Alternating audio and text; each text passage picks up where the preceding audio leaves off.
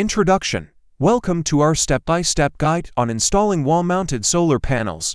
Whether you're a DIY enthusiast or a professional installer, this video will provide you with essential tips and procedures. Tools and materials. First, let's go over the tools and materials you'll need. Solar panels, mounting brackets, drill, screws, wiring, and safety equipment. Site selection. Choosing the right location is crucial. Ensure the wall faces the sun for maximum exposure and is strong enough to support the panels. Mounting brackets installation. Start by securely attaching the mounting brackets to the wall. It's important to use a level to ensure they are straight. Panel mounting.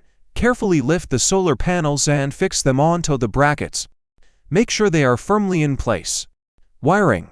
Connect the panels to your power system.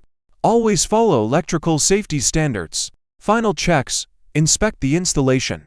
Ensure everything is secure and the panels are correctly aligned. Conclusion. Congratulations! You've successfully installed your wall-mounted solar panels. Enjoy your sustainable energy source.